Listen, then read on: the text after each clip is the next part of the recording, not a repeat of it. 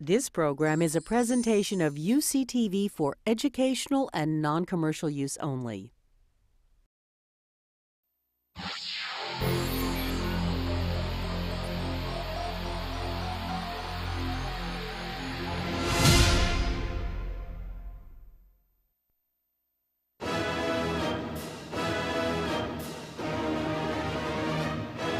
UCLA is a university with unlimited possibilities for students that desire world-class academics and research, unmatched diversity, incredible cultural and social opportunities, successful alumni and career networking, first-class campus facilities, plus America's top intercollegiate sports teams. Located in Westwood, just a few miles from the Pacific Ocean, UCLA's 1 square mile campus is surrounded by famous cities such as Bel Air, Beverly Hills, Brentwood, and Santa Monica.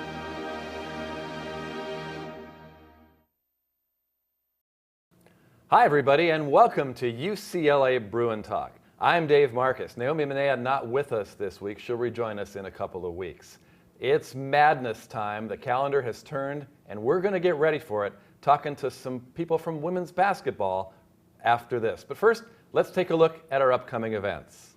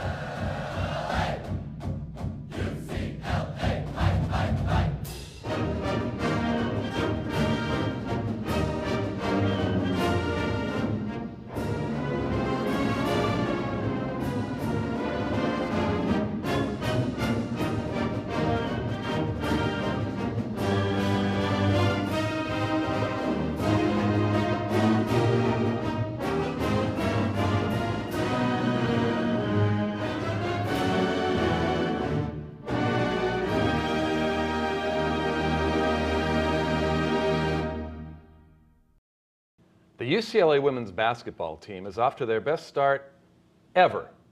14-1 away from Pauley Pavilion. They've been brilliant at home as well, with high hopes going into the Pac-10 and NCAA tournaments. And we're very pleased to be joined by a couple of key members of the squad, assistant coach Tony Perotti and senior Christina Nzekwe. First, Chris, let me ask you, how does it feel being a senior, having a team with such a great season?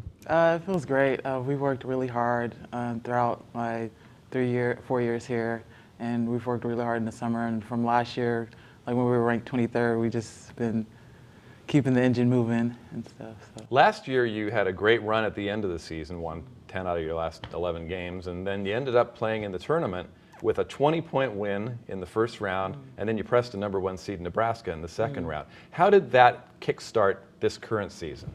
Well, just from last year and just making it to the tournament, it was like a blessing and everything. And we knew like we had the talent, we had the power, the will to win, and the will to like possibly go further next year in the tournament. And it's just like what Coach says, like in the off season, you have to prepare for preseason, regular season, and postseason. And so I think making it to the tournament last year just gave us more confidence. Tony, your staff in its third year in Westwood, head coach Nikki Caldwell, Tasha Butts, Stacey Terry, yourself, you all came over, and it was a work in progress. We talked about last year, the great run at the end of the year. Did you expect results like this year? I think we did. I think if you asked Nikki, she would say absolutely. Coming from programs that we came from at Tennessee, that you expect to win, you expect to be better every year. And I think the work that these young women have put in through the last 3 years and how they've committed to accepting the challenges that Nikki's put in front of them, I think they've really embraced it. And we did expect this. We actually expected maybe to be a little bit better than we are right now. Well, you're 24-3 as we sit here and chat, and 2 of the losses to #2 Stanford. A big win on the road early in the season, actually a couple. 2 of your first 3 games were against teams that went to the Sweet 16 last year. You were down 8 at halftime against San Diego State, came back and won, and then winning in front of 9,000 people at Notre Dame. What a kickstart to the year. Yeah, the San Diego State game was great. It was kind of a measure right off to see where we were going to be. And Coach really wanted to make sure we played a bunch of people on the road early to really test ourselves and to see how good we could be. So the team fought back after, kind of a tough first half offensively. Second half was great. We, got after it defensively and forced a bunch of turnovers and got ourselves going a little bit. And then, of course, the Notre Dame win was fantastic. Fantastic atmosphere to play in.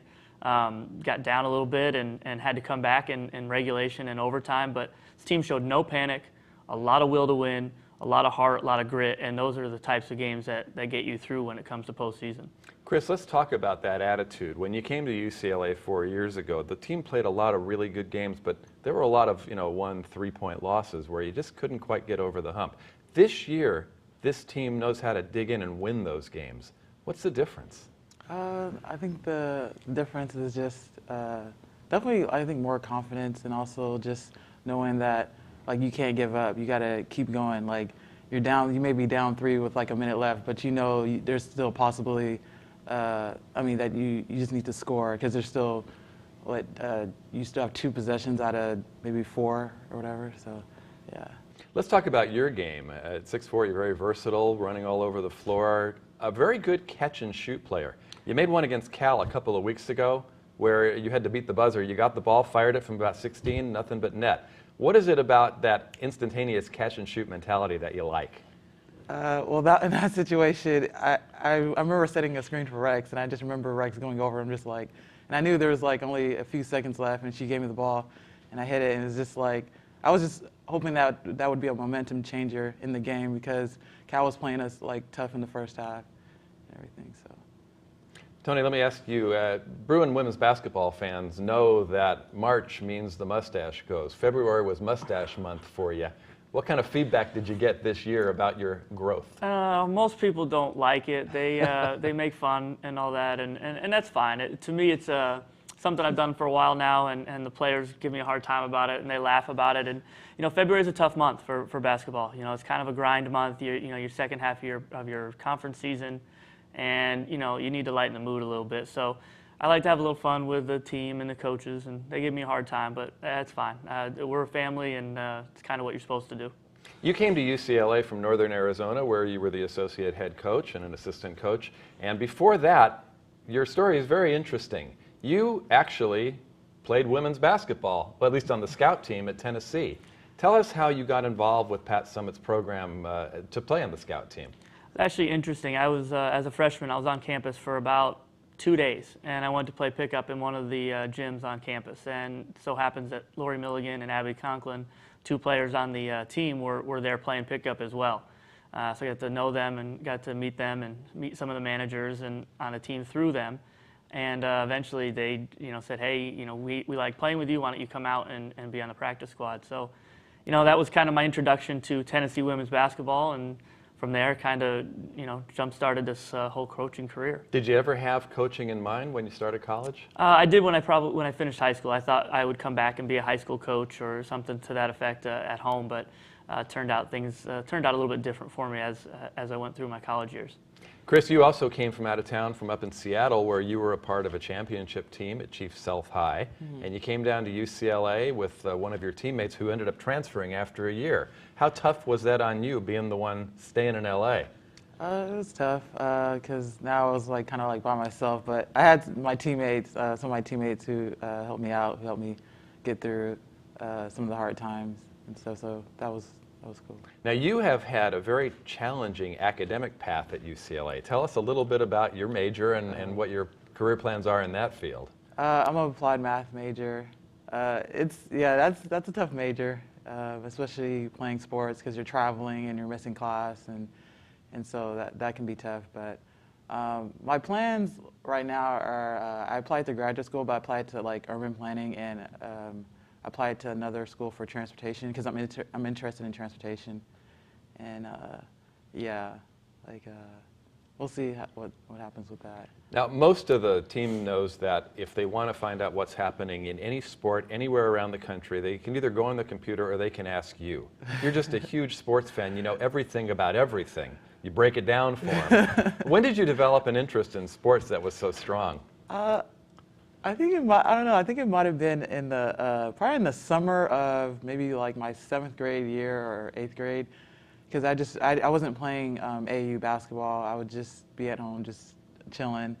And I remember just watching like WNBA and watching tennis like for the first time and trying to figure out like how they play tennis and how the point system works and stuff. And then I got interested in that and just, I don't know, it just kind of grew, like certain sports just grew. Like my brother played football, and so I started growing on football, and so I started watching more of that. And so that's how I became more interested in sports. Yeah, if you ever want to find out how Peyton Manning is going to attack a cover 2, you ask Chris, she knows it.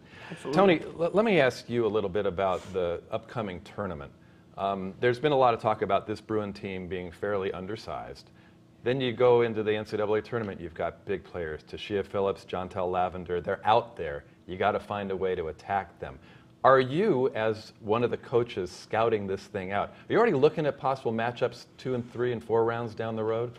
Sure, there's a lot of projections out there as far as where you're going to go, where you're going to be seeded. I mean, we have been seeing anywhere between a 2 and a 3 seed, most likely running into a situation where down the road you could play a Baylor, for example, in Dallas. So I think one of the things is just because of how the tournament seeds and work, we certainly won't play in the same region as Stanford because they will most likely be a 1. So you try to look at some of the teams that you're going to play against. How do they play? And the beautiful thing, there's so many women's games on TV now. You can see a lot of the games and start to think how you would match up against certain opponents. We have to take those games one at a time, but certainly one of us assistant coaches will be scouting ahead as we know that we would like to advance through the tournament. But this team's earned, a great seed. Hopefully a 2 would be, I think, sufficient right now for where we're at. Hopefully if we do some more things as we go forward, we could even do better than that. Well, again, the projections, you start looking at number 1 seeds, you're looking for 4 games down the road. I'm sure there's a danger at looking at that game and forgetting that you're going to play somebody very good in round 1, round 2, round 3. Right. The interesting part of the women's tournament is a little bit more geographic. So you could end up playing on a lower seed's home floor, considering that they're automatically hosting games. So you really have to kind of take that in stride and see what happens. But these next couple of weeks are March Madness. The end of conference seasons, tournaments, all these things happen, and people get in that weren't expected to get in. So the seeding goes crazy. So we just have to kind of keep your eyes on it and stay focused on what we have to do, which is win our next 2 home games, make sure we get ourselves to the championship game of the Pac-10 tournament, and see what happens from there. The Pac-10 tournament with a very different format this year. For the first time, teams that finished 1st or 2nd in the regular season get a bye all the way to the semifinals, which are at Staples Center and not Right. Galen Center. Right. The Bruins earned that, and remarkably, you earned that number 2 seed with 5 games left in the regular season. How does that change what you do in the last regular season games, if at all? It doesn't. I think this team has earned that. We've played a great schedule all year. This team has played hard and played physical and aggressive and tough through all of these conference games, and they've earned that, and that's their reward. We know that going into these last 2 home games, we've got to make sure we take care of our business, improve every game, every day, because right now it is really about us getting better as we push into late March. Chris, you watch a lot of basketball games. I'm sure you've seen the Lakers play a lot at Staples Center. Pretty exciting to be going out to Staples to play your Pac-10 game? Oh yeah, it is exciting. Just watching the Lakers on TV and watching the Sparks and everything. Just being able to play there, it's good. We talked about the teams that you'll face in the NCAAs. No question, the Bruins are going to the NCAAs this year. We're not on any kind of bubble. You're a very versatile player. You can play inside, you can play outside. What are you working on to get ready for postseason play? Just keep working on my 15-foot range shot, working on my post moves, and working on making sure I box out, and just playing good defense. You're one of 4 seniors. You're going to have your senior day this weekend. What are your thoughts going into that? I'm just excited to see my mom. Just excited to see her. Actually, it's her birthday on Saturday, and so yeah, I mean that's the most excited thing. So. Well, there's a lot of excitement going around Westwood as UCLA women's basketball. Best start ever and a great postseason still yet to come. Tony Perotti, Christina Nzekwe, thank you for joining us on Bruin Talk. Thanks, Dave. Thanks. And we will come right back with more Bruin Talk after this brief public service announcement.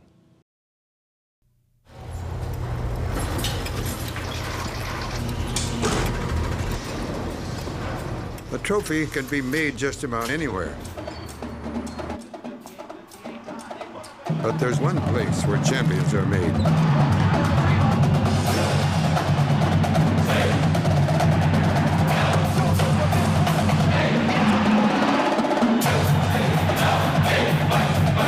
UCLA, champions made here.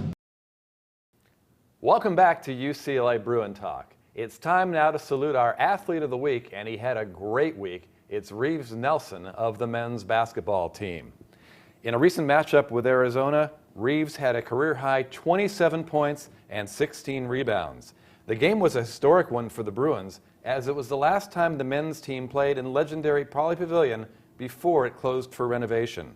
The 71-49 victory also tied UCLA with Arizona for the top spot in the Pac-10 and gave a nice finish for the Bruins in the month of February, in which their only loss was on the road against Cal in overtime.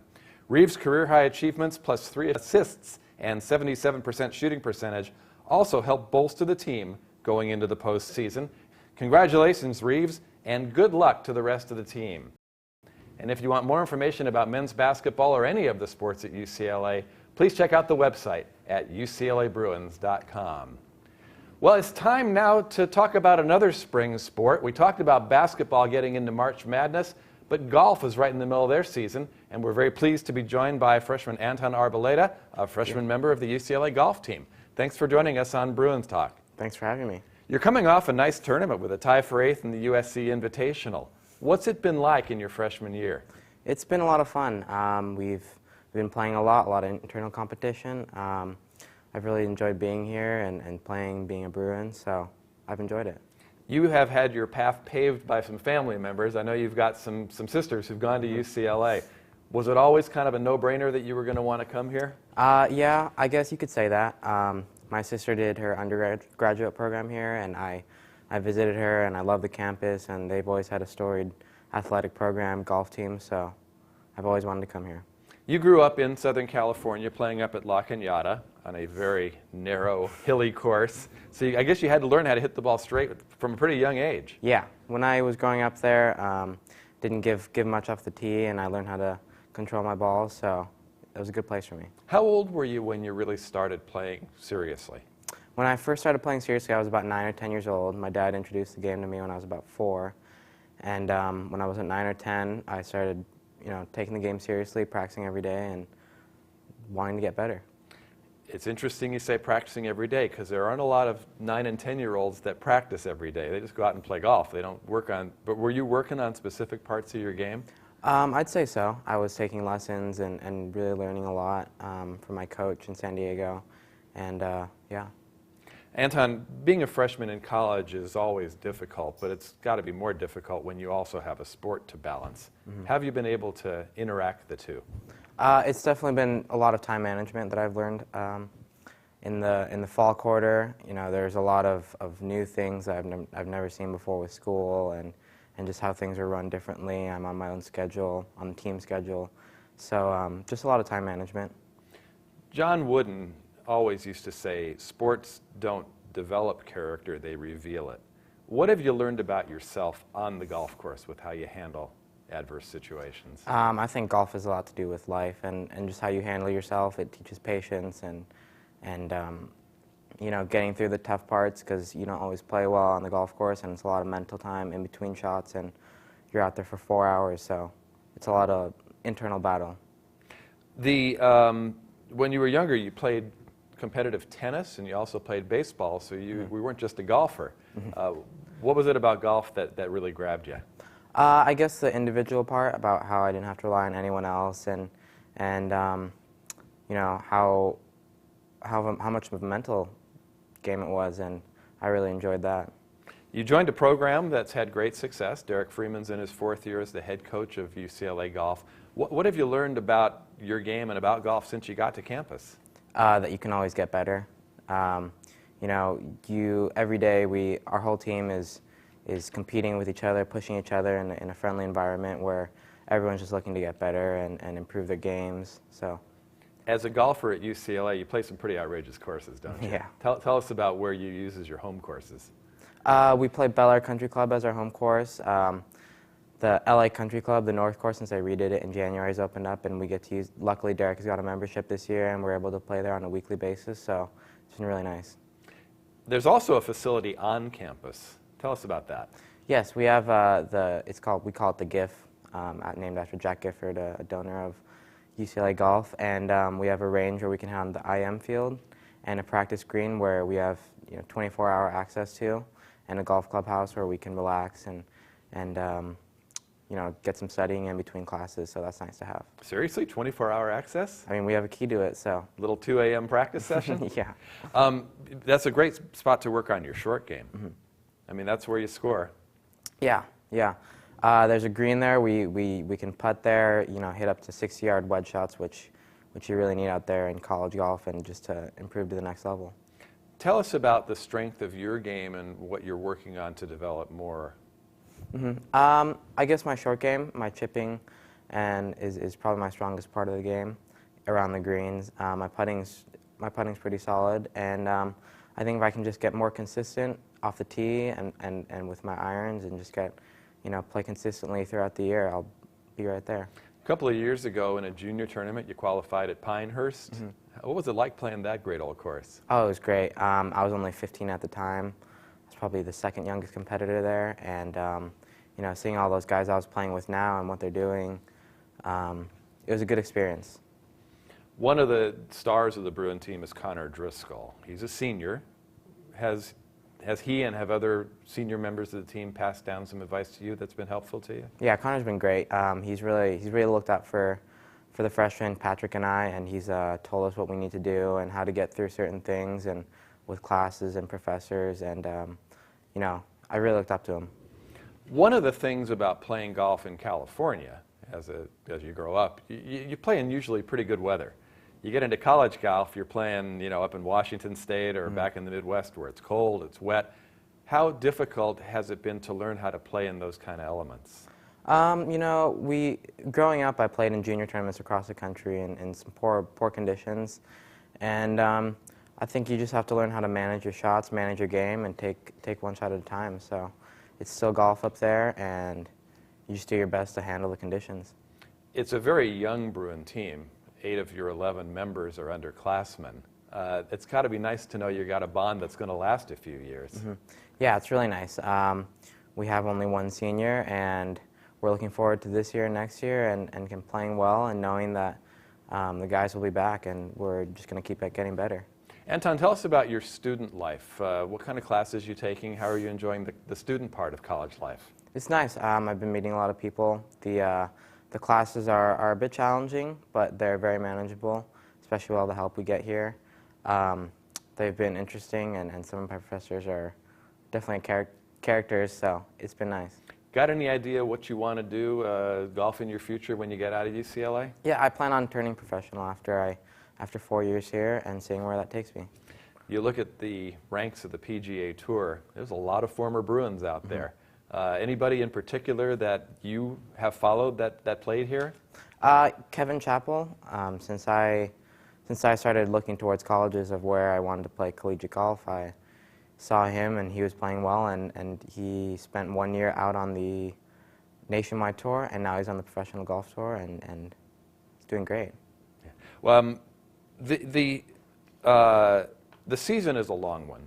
Your tournaments are this time of year, but you also had fall tournaments to get prepared. How has your game progressed over the year? Definitely in the fall, with all the new things that we had with college, different people I was playing with every day, different classes, different lifestyle. It took me a bit of an adjustment period to get used to, but when I came back for winter break, I came refreshed, took some time off from the game, and I feel like I've definitely gotten better this spring. Worked with my coach, and worked with Derek on the mental side of it, and really felt like I've been playing better this spring. Well, Anton, it was a great pleasure having you come in, meeting you, and giving people a chance to learn about UCLA golf. Thanks for having me. Good luck to you. Thank you. And that'll do it for this edition of UCLA Bruin Talk. I'll be back next week with another interesting show. Until then, So long for now from Westwood.